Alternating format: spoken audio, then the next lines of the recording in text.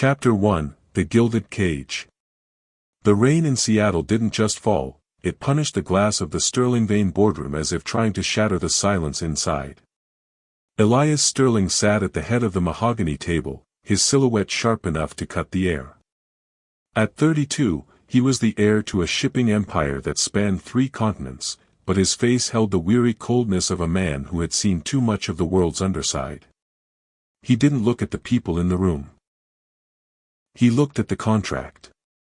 Across from him sat Julianne "Jules" Abernathy, her posture a deceptive mask of grace.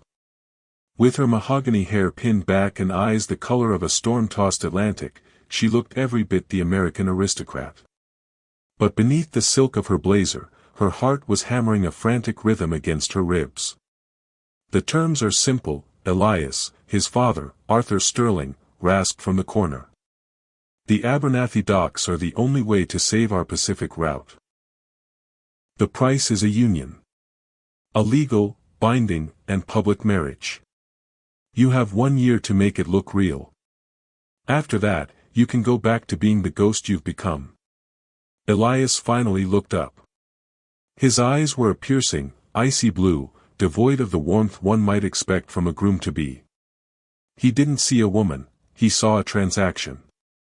"I don't need a wife," Elias said, his voice a low, gravelly rasp that sent a shiver down Jules's spine, one that wasn't entirely unpleasant, which annoyed her further. "And I certainly don't need an Abernathy. Your family's reputation is a liability." Jules leaned forward, her voice steady despite the tremor in her hands. "My father's reputation is a liability, Mr. Sterling. Mine is impeccable.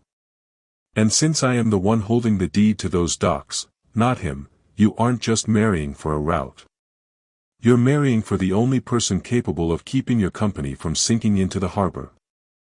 A flicker of something, amusement, or perhaps grudging respect, crossed Elias's stony features for a fraction of a second before vanishing. He stood up, towering over the table, the sheer physical presence of him making the room feel suddenly too small. He was a man built of hard angles and suppressed shadows, a grumpy recluse who had shuttered his heart after a tragedy the tabloids still whispered about. 1 year, Elias repeated, his gaze locking onto hers. "We live in separate wings of the estate. We do not interfere in each other's lives. And most importantly, Julianne, you stay out of my way. This is a merger, not a romance." "Believe me," Jules countered, her chin tilting upward in defiance, "the last thing I want is to be anywhere near a man who treats a marriage license like a bill of lading." The tension in the room was thick enough to choke. It was a perfect arrangement on paper, but as their eyes met, a spark of pure, unadulterated friction ignited. It was a forbidden heat, born of mutual dislike and a desperate, shared need to survive the legacies their fathers had built. Elias picked up the fountain pen. The scratch of nib against parchment sounded like a closing cell door. He signed his name in a jagged, aggressive script and pushed the paper toward her. "Welcome to the family, Julianne," he said, his voice dropping to a dangerous whisper as he leaned down toward her ear. "Try not to regret it by morning." He turned and walked out without a backward glance, leaving the scent of sandalwood and expensive whiskey lingering in his wake. Jules stared at the signature. She had just sold her freedom to a man who lived in the dark, and for the first time in her life, she wasn't sure if she was the savior of her family, or its final sacrifice. Chapter 2, Ghost of the Legacy. The Sterling estate was not a home, it was a cathedral of grief and cold marble. Nestled on a cliffside overlooking the churning Puget Sound, the mansion felt like it was breathing, slow, heavy inhalations of salt air and old secrets. As the wrought iron gates groaned shut behind Jules's car, she realized she hadn't just entered a marriage, she had entered a fortress. Elias wasn't there to greet her. Instead, she was met by Mrs. Gable, a housekeeper whose face was as lined as a topographical map and just as difficult to read. "The master is in the East Wing, Mrs. Gable said, her voice echoing in the vaulted foyer. "You are to remain in the West Wing. He requested that you do not wander after dark. The house has moods. Jules hauled her own suitcase up the grand staircase, her heels clicking a lonely rhythm. Her suite was palatial, decorated in shades of cream and champagne, but it felt sterile. Restless and fueled by a stubborn streak that had always been her greatest strength and her worst flaw, she ignored Mrs. Gable's warning. She needed to know who she was dealing with. She found herself wandering toward the library, a two-story cavern of leather-bound books and shadows. There, the air smelled of aged paper and that same sharp, intoxicating scent of sandalwood she'd smelled in the boardroom. A floorboard creaked. "I thought I made myself clear, Julianne." Elias was sitting in a high-backed wing chair, the only light coming from a dying fire. He held a crystal glass of amber liquid, his tie undone and hanging loosely around his neck. In the dim light, the grumpy air looked less like a corporate shark and more like a man drowning in his own skin. "I don't take orders well, Elias," Jules said, stepping into the circle of firelight. "Especially in a house I now legally share." She noticed it then, a silver-framed photograph turned face down on a side table next to him. Elias saw her gaze and quickly moved his hand to cover it, his knuckles turning white. "This isn't a home. It's a tomb," he said, his voice dropping into a dangerous, jagged register. "My mother died in this house. My brother, he didn't even make it to the front door. Every time a Sterling tries to love something, the tide comes in and takes it." The raw honesty of his confession caught her off guard. This wasn't a cold businessman, this was a man haunted by a legacy of loss. It was the ghost that made him so abrasive, the tragedy that turned a golden boy into a cynical recluse. "I'm not here to love you, Elias," Jules said softly, though her pulse betrayed her. "I'm here to save my father's docs. But that doesn't mean we have to live like prisoners." Elias stood abruptly, the suddenness of his movement forcing her to take a step back. He didn't stop until he was inches from her, the heat radiating from his body clashing with the chill of the room. He reached out, his thumb grazing the line of her jaw, a touch that was surprisingly tender yet felt like a threat. "The forbidden thing about this house, Jules, isn't the rooms you aren't allowed to enter," he whispered, his breath warm against her skin. "It's the idea that you think you can fix me. Don't try to find the light in me. You'll only get lost in the dark." He pulled away, his expression hardening back into a mask of granite. "Go to bed. Tomorrow, the press arrives for the first happy couple photo shoot. Try to look like you don't hate me." As he walked away into the shadows of the East Wing, Jules looked at the face-down photo. She reached out and flipped it over.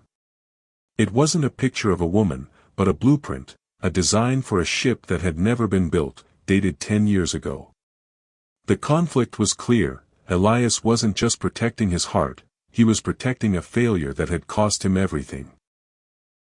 And as Jules retired to her lonely West Wing, she realized that forbidden line wasn't just a physical boundary, it was the emotional wall Elias had spent a decade building.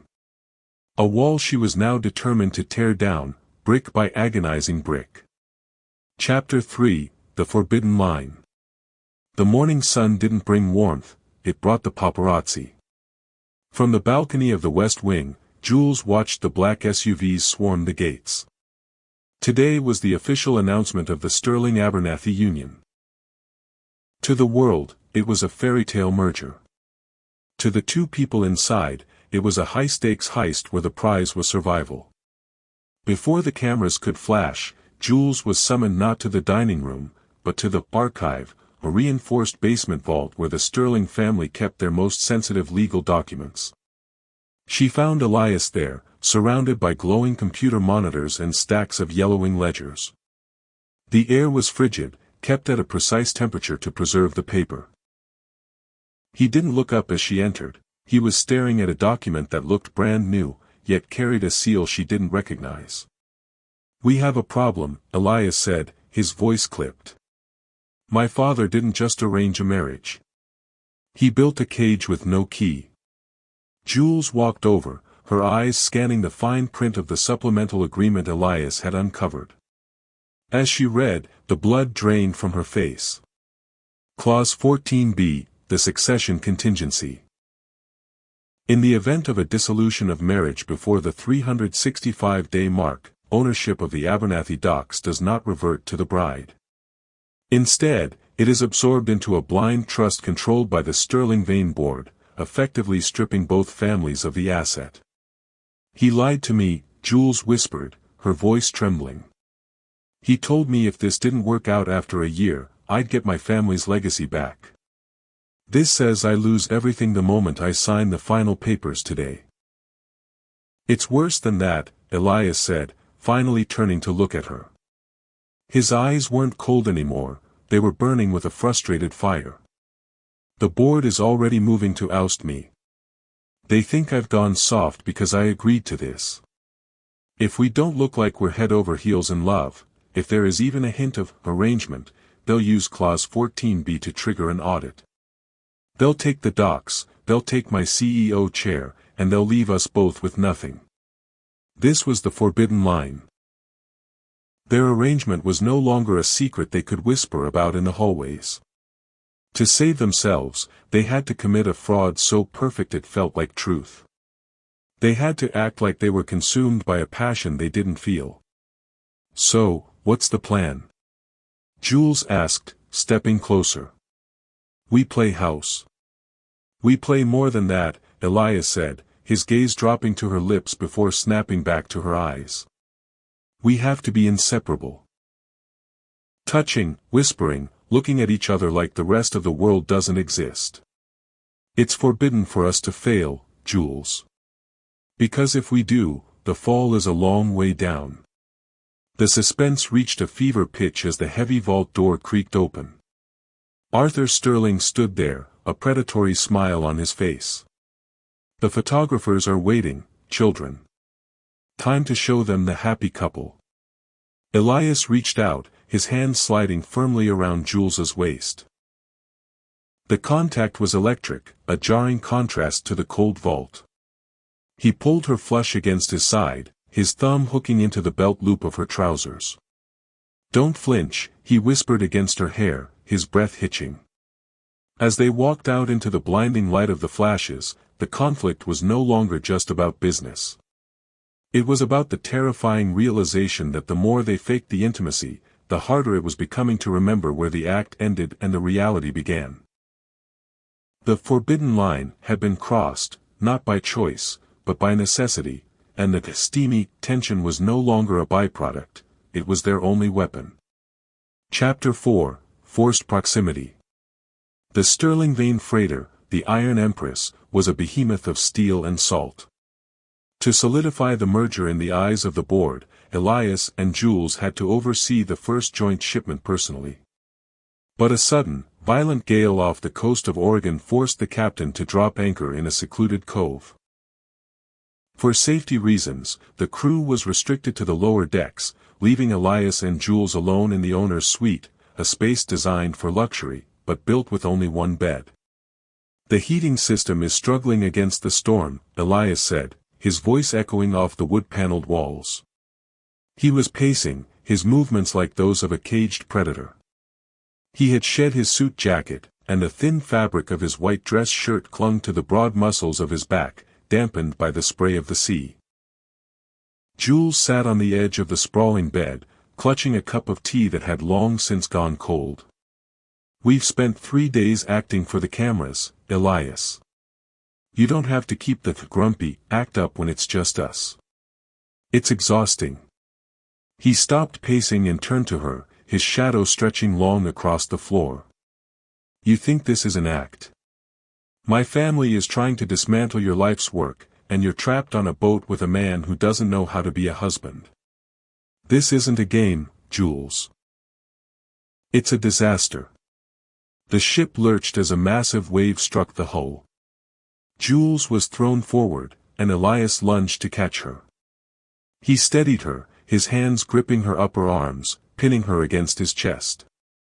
For a long moment, the only sound was the howling wind and the rhythmic thrum of the engine. The forbidden tension that had been simmering since the boardroom boiled over. Being this close, Jules could see the tiny flecks of gold in his icy eyes and the way his jaw tightened as he fought his own instincts. "You're shivering," he muttered, his voice losing its sharp edge.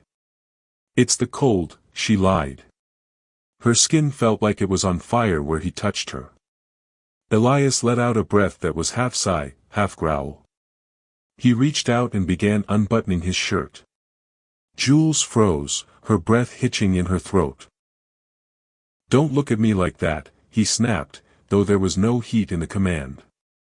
"Body heat is the only thing that's going to keep us from freezing until the generators reset. Get under the covers." It was a practical necessity, a classic, forced proximity, trope turned into a high-stakes emotional minefield. They lay in the dark, back to back at first, the silence between them heavy with things unsaid. But as the temperature in the cabin plummeted, the instinct for warmth overrode the need for distance. Slowly, Jules felt Elias turn. He pulled her against him, his large frame enveloping her small one. It was the first time she felt the man beneath the hair. He wasn't just cold marble, he was solid, warm, and human. "Jules," he whispered into the nape of her neck, his voice a low vibration that made her toes curl. "Why didn't you run? When you saw the contract, why did you stay?" "Because I saw the way you looked at that blueprint in the library," she whispered back, turning in his arms to face him. Their noses were inches apart. "You're not as heartless as you want the world to believe, Elias Sterling. You're just protecting something. And I know what it's like to have something worth protecting." Elias didn't answer with words. He leaned in, his forehead resting against hers. In the middle of a storm, in a cabin that felt like a sanctuary, the grumpy air finally let a crack show in his armor. He didn't kiss her, not yet, but the way he held her was a promise of a different kind of conflict, the struggle between the roles they had to play and the people they were becoming. Chapter 5, Cracks in the Armor. The storm outside had subsided into a rhythmic, haunting lullaby of waves against the hull. Inside the cabin, the air remained charged, thick with the scent of salt and the heavy, magnetic pull between two people who were supposed to be strangers. Elias didn't pull away. In the dim glow of the emergency floor lights, his face lost the sharp, predatory edge of the boardroom. He looked human. "That blueprint," Jules whispered, her voice barely audible over the hum of the ship. "The one in the library. It wasn't just a ship, was it? It was a dream." Elias stiffened, his arm tightening around her waist for a heartbeat before he forced himself to relax. He stared at the ceiling, the shadows playing across the hollows of his cheeks. It was the SS Aurora. "My brother, Leo, designed it. It was supposed to be the first zero-emissions freighter of its size. A legacy beyond just moving cargo for profit." He paused, a jagged breath escaping him. The night of the launch, there was an engine failure. A fire. My father blamed Leo's idealism for the financial loss. Leo, he couldn't live with the guilt, or the way my father looked at him.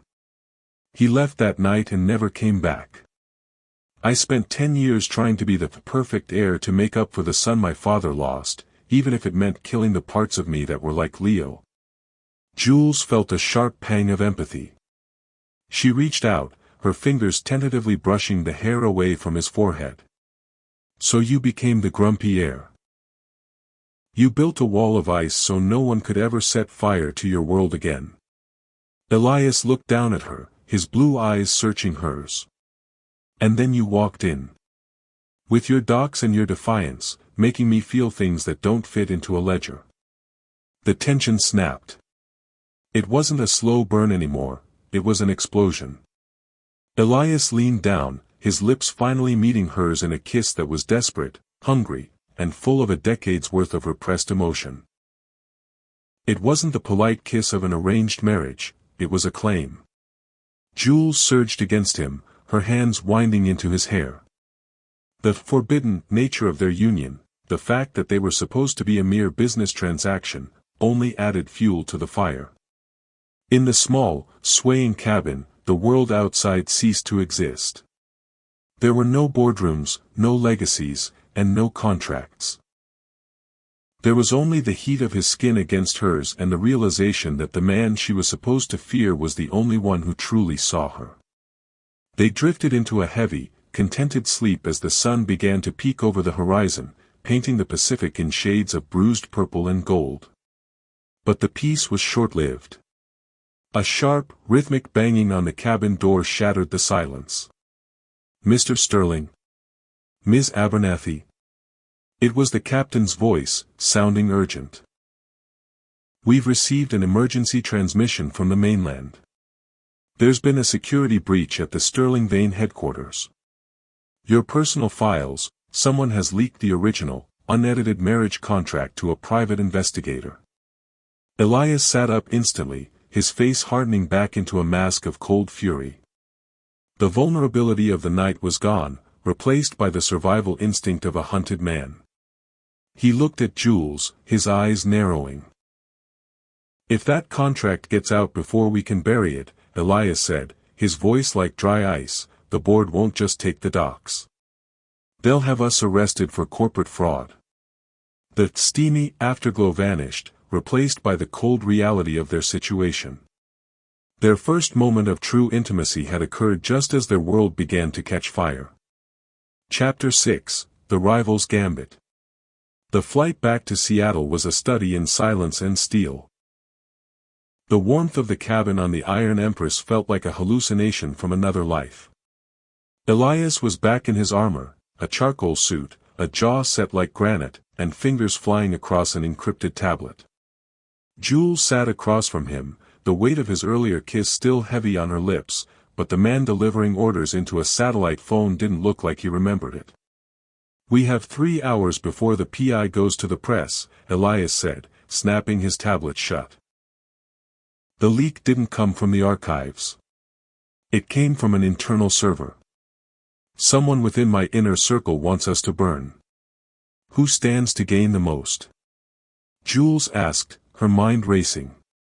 "If the merger fails and the docs go to a blind trust, who manages that trust?" Elias's eyes darkened. "Marcus Vane. My father's partner. He's been waiting for a Sterling to stumble for 30 years. When they landed, they didn't go to the estate. They went to the Sterling Vane Tower, a skyscraper of glass that pierced the gray Seattle clouds. The atmosphere inside was electric with suspicion. As they walked through the lobby, hand in hand for the benefit of the security cameras, Jules felt the prickle of 1,000 eyes. They were met in the executive lounge by Marcus Vane, a man who wore elegance like a weapon. He held a crystal glass of sparkling water and a smile that didn't reach his eyes. "Elias, Julianne," Marcus purred. "I heard there was a bit of turbulence on the coast. And now, whispers of a document that suggests your fairy-tale union is little more than a hostile takeover wrapped in a wedding veil." "Whispers are just noise, Marcus," Elias countered, his voice a low, dangerous rumble. He pulled Jules closer, his arms sliding around her waist in a gesture that looked possessive to the observer but felt like a bracing support to her. Unless, of course, someone was desperate enough to fabricate evidence to destabilize the company. "Is it fabrication?" Marcus leaned in, his voice dropping. "Because I have a source who says the forbidden truth is that you two can't stand the sight of each other. That this marriage is a hollow shell." The twist came swiftly. Marcus pulled a digital folder from his pocket. "I'm giving you an out, Elias.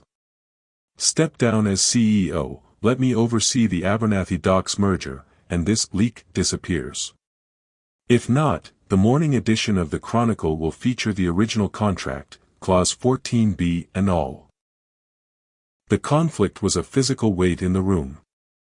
If Elias stepped down, he lost his brother's legacy and the only power he had to protect Jules. If he stayed, he risked her family's entire history being swallowed by a trust fund. Jules felt the tension in Elias's muscles. She knew he was prepared to sacrifice himself, to retreat back into his grumpy, isolated shell to save the docks. But she wasn't the same woman who had signed that paper a week ago. "You're missing one thing, Marcus," Jules said, stepping forward, breaking the dutiful wife persona. She looked Marcus dead in the eye, her voice ringing with a conviction that startled even Elias. "You're betting on the fact that we're faking it. But a contract is just paper. What's happening between us? That's something you can't audit." She turned to Elias, took his face in her hands, and kissed him. Not for a camera, and not for a crowd, but with a raw, defiant hunger that silenced the room. It was a gamble. It was a performance. And yet, as Elias's hands gripped her waist and he kissed her back with a ferocity that bordered on desperation, it was the most real thing in the building. Marcus's smile flickered. For a second, he looked uncertain. "Check your sources again, Marcus," Elias said, pulling back just enough to glare at the older man, his breath hitching. "And tell your PI that if he publishes a single word of that original contract, I'll spend every cent of the sterling fortune to ensure he, and whoever hired him, never sees the sun again." As they walked away, the suspense remained high. They had bought themselves time, but they hadn't found the mole. And as they entered the elevator, the doors closing on the world, Elias looked at Jules with a mixture of terror and realization. The forbidden line wasn't just crossed, it was gone. They were in deep water now, and the rival's gambit had only succeeded in making the fake romance feel dangerously, beautifully real. Chapter 7, The Breaking Point. The victory at the office felt like a fragile glass ceiling, beautiful but ready to shatter at the slightest vibration. As they returned to the estate, the silence between them was no longer cold, it was heavy, charged with the electricity of that defiant kiss. But the grumpy air had a way of retreating when things became too real, and as soon as they crossed the threshold, Elias pulled away, his eyes fixed on the floor. Waiting on the silver tray in the foyer was a single, cream-colored envelope. No return address. No stamp. Just Jules's name written in a handwriting that made her blood turn to ice. Elias noticed her hesitation. "What is it?" "Nothing," Jules said too quickly, snatching the letter. "Probably just a late wedding gift."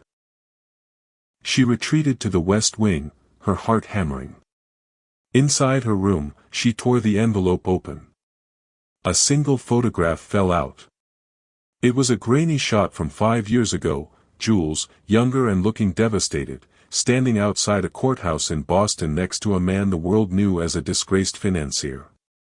The note attached was short: "The Sterling family doesn't handle scandals well, Julianne. Does the Ice King know your father didn't just lose the docks in a bad trade? Does he know about the embezzlement you covered up?" A cold sweat broke across her skin. This was the tragedy she had been running from. She hadn't just married Elias to save the docks, she had married him to bury a truth that would destroy her father's remaining dignity and put her in the crosshairs of a federal investigation she had barely escaped. "You're a terrible liar, Jules." She jumped. Elias was leaning against the doorframe, his arms crossed. He had followed her. He walked into the room, his presence filling the space, and before she could hide it, he reached out and took the photo from her trembling fingers. The silence that followed was agonizing. Jules watched his face, expecting the grumpy air to erupt in fury, to call the lawyers, to cast her out for bringing a liability into his home. Instead, Elias dropped the photo on the bed. "Who sent this?" "I don't know," she whispered, her voice breaking. "Elias, I did it to protect my family. I didn't steal a cent, but I moved the files. I made sure he didn't go to prison. If Marcus finds out, I don't care about Marcus," Elias interrupted, his voice a low, vibrating growl. He stepped into her personal space, forcing her to look up at him. Why didn't you tell me? We're supposed to be partners. Or was the kiss in the office just another part of the merger, for you? The conflict hit its breaking point. This was the tragic reality of their union. Two people who had spent their lives protecting their family's secrets were now terrified to trust each other with their own. It wasn't an act. Jules cried out, the frustration of weeks of forced proximity and forbidden feelings finally snapping. But how can I trust a man who treats his own heart like a corporate secret? You let me in for one night on a boat and then you spent the whole day today acting like I was a stranger. Elias's mask cracked. The grumpy exterior fell away, revealing a raw, agonizing vulnerability. Because I'm terrified, Jules. Every time I care about something, it burns down. My mother, my brother, and now you. I see you in this house, and I see a future I don't deserve. I push you away because if I don't, and I lose you too, there won't be anything left of me to bury. The confession was a physical blow. Jules reached out, her hands finding the lapels of his coat. You aren't going to lose me to a scandal or a fire, Elias. But you're losing me right now because you're too afraid to be real. Elias didn't hesitate this time.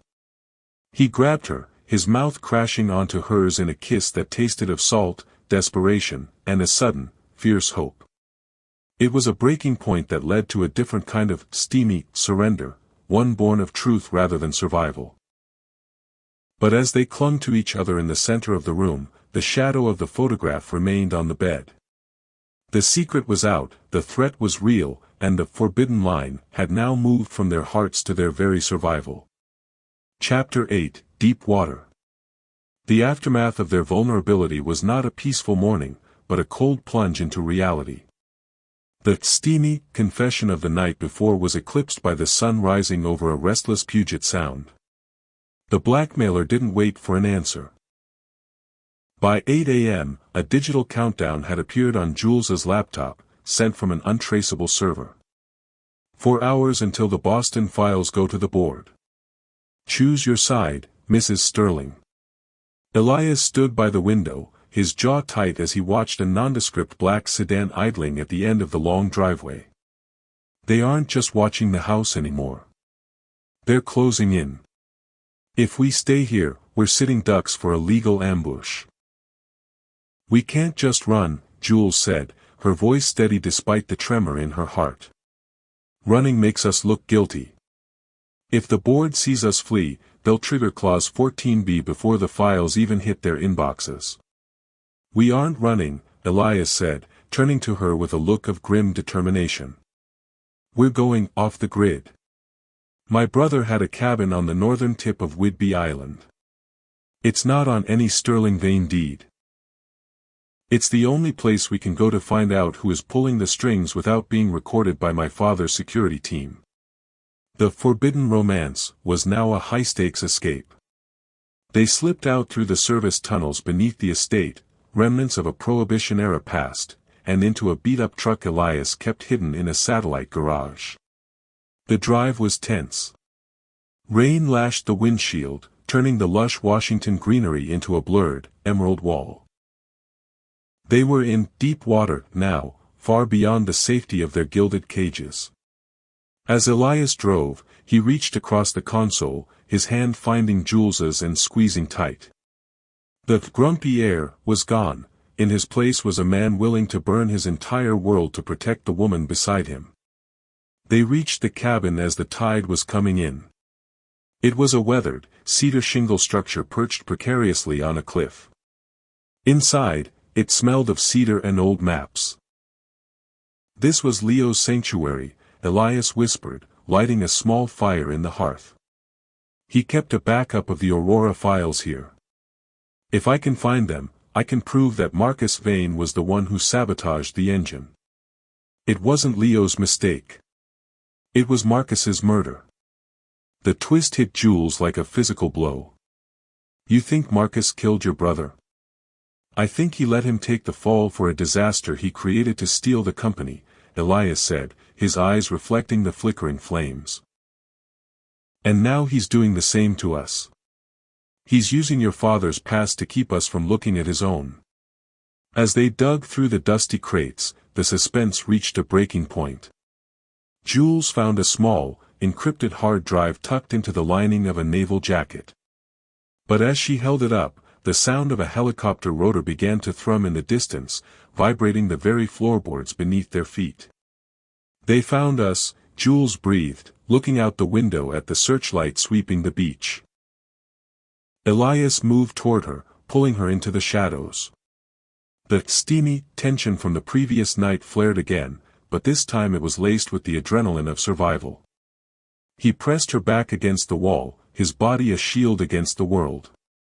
Jules, if this goes sideways, he whispered, his lips grazing her forehead, I need you to take that drive and get to the harbor. Don't look back for me. No, she countered, her fingers locking into his shirt. We started this as a merger, Elias. But we're finishing it together. I'm not leaving you in the dark again. The cabin door creaked. The conflict was no longer about a contract or a photo.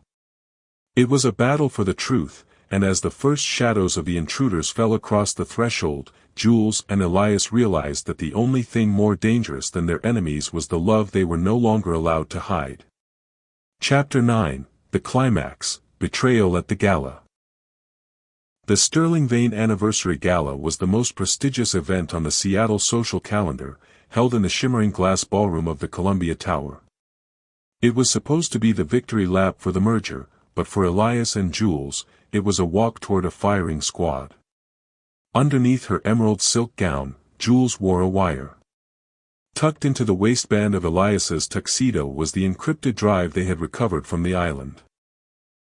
They had spent the flight back from the cabin orchestrating a desperate plan. They wouldn't just defend themselves, they would expose Marcus Vane on the world stage. Smile, Jules, Elias whispered, his hand firm on the small of her back. The steamy proximity that used to be a mask was now his only way of keeping her steady. The board is watching. Marcus is watching. Wait for the signal. The room was a dizzying whirl of diamonds, champagne, and false smiles. Marcus Vane approached them, looking smug. He leaned in, smelling of expensive cologne and malice. I see you made it back from your little trip. I hope you enjoyed the scenery, because by midnight, you'll be watching the walls of a deposition room. We found the Aurora files, Marcus, Jules said, her voice a calm, dangerous blade. Marcus's eyes flickered with a momentary panic, but he recovered quickly. Files can be deleted. People can be silenced. You're playing a game you've already lost. The suspense broke when Arthur Sterling took the stage to announce the finalization of the merger. This was it. Elias signaled the tech booth, a disgruntled former employee of Leo's they had recruited an hour ago. Suddenly, the massive monitors behind Arthur didn't show the promotional video for the merger. They showed the grainy, black and white footage from the Aurora's engine room 10 years ago. It showed Marcus Vane's head of security tampering with the cooling valves. Then, a recording played over the speakers, Marcus's voice, clear and cold, discussing the necessary loss of the ship to secure an insurance payout and Leo's disgrace. The ballroom fell into a deathly silence. That's a fabrication. Marcus screamed, his face contorting. He lunged for the stage, but Elias stepped in his path, a mountain of righteous fury. It's over, Marcus, Elias growled. The authorities are already in the lobby. But the twist was yet to come. As the police entered, Marcus didn't surrender. He turned to the crowd, pointing a trembling finger at Jules. If I'm going down, I'm taking the Immersive with me. Search her. Check the Boston files I sent to the district attorney an hour ago. She's a criminal.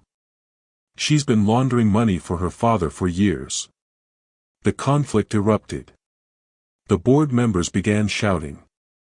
The police, confused by the cross-accusations, moved toward both Marcus and Jules. Elias, Jules started, her face pale. I know, Elias whispered, stepping in front of her. I've known about the Boston files for days, Jules. I've already handled it. But before he could explain, a security team, hired by the board, not the police, moved in. They weren't there to arrest, they were there to contain the scandal. In the chaos, a tray of crystal glasses was shattered, and a fire alarm began to wail, drenching the $1000 plate dinner in a sudden downpour from the sprinklers. In the blinding strobe of the emergency lights and the freezing spray of water, Elias and Jules were ripped apart by the crowd. Elias! Jules screamed, her hand slipping from his as the security team pushed her toward the service exit. Jules! Stay with the lawyers! Elias shouted back, before he was tackled by Marcus's personal guards in a desperate, final act of revenge. The chapter ends with the fall. The gala was a wreckage of soaked silk and shattered glass. The truth was out, but the cost was devastating. As Jules was shoved into the back of a black sedan by men she didn't recognize, she saw Elias being led away in handcuffs, not by the police, but by the very men who had served his father's corrupt legacy. They had won the battle for the truth, but they had lost each other in the crossfire. Chapter 10, The Fall. The silence of the holding cell was deafening. After the chaos of the gala, the sterile, white-tiled walls of the secure facility beneath the courthouse felt like a tomb. Elias and Jules had been separated immediately upon their arrest. Jules sat on the edge of a thin bench, her silk gown torn at the hem, looking like a fallen queen. The steamy glamour of the night had evaporated, replaced by the cold, biting reality of corporate espionage and fraud charges.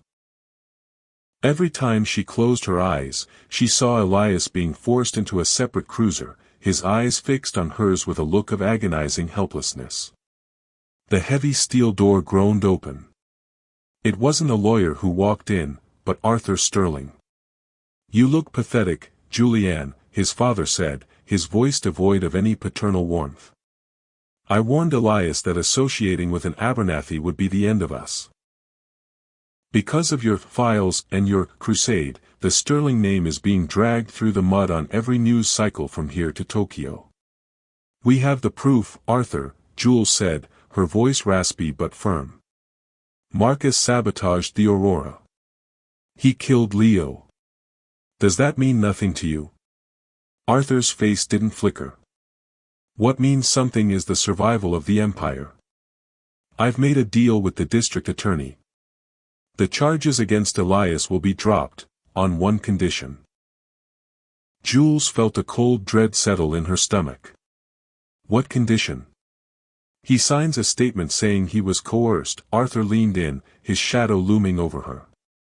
He claims you seduced him, manipulated the merger, and forged those files to blackmail the board. You go to prison for the Boston embezzlement and the fraud. He stays CEO.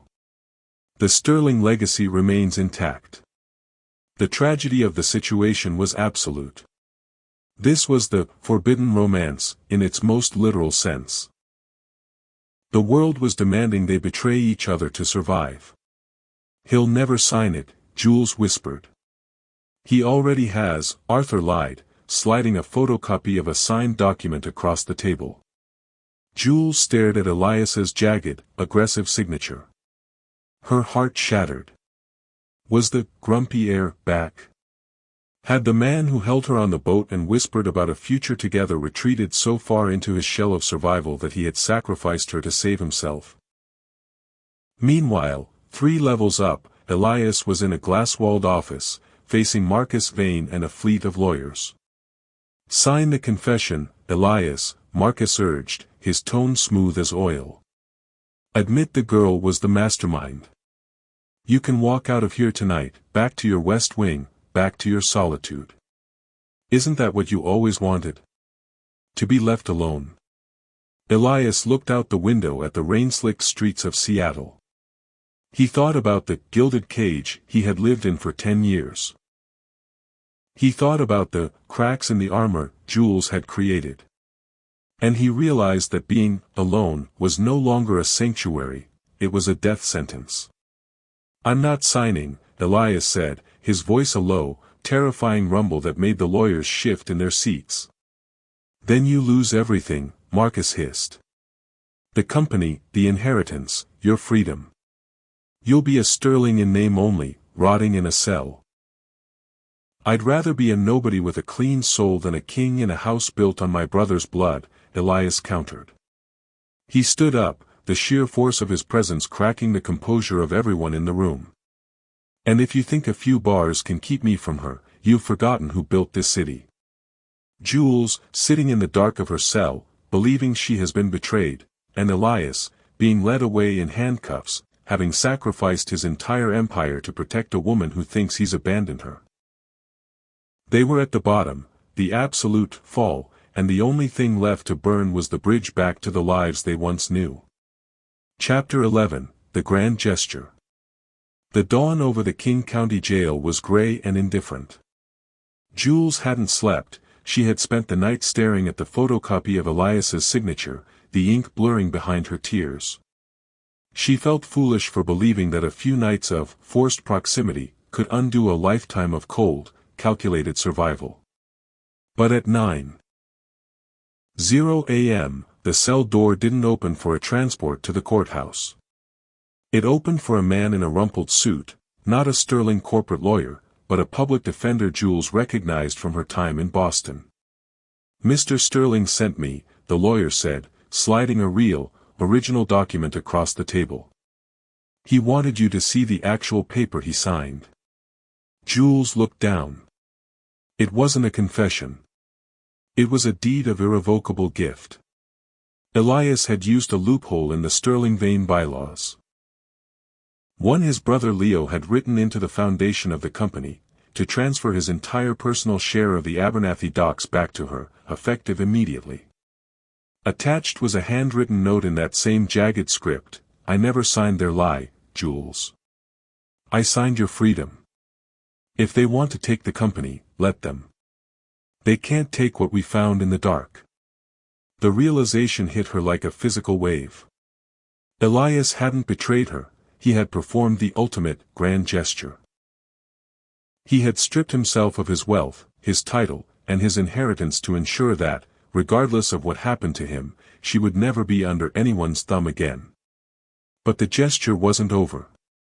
An hour later, Jules was released on bail, paid for by the sale of Elias's vintage car collection. She was met at the curb not by a limousine, but by a wall of reporters. And in the center of the chaos stood Elias. He was no longer the Ice King, in a three-piece suit. He was in a simple black sweater, his hair windblown, looking exhausted but undeniably free. The forbidden tension was gone, replaced by a raw, public defiance. "Elias," a reporter shouted. "Are you confirming the fraud allegations?" Elias didn't look at the cameras. He looked only at Jules. He stepped through the crowd, ignoring the flashes and the shouting. When he reached her, he didn't offer a corporate handshake. He took her face in his hands, the same hands that had built an empire.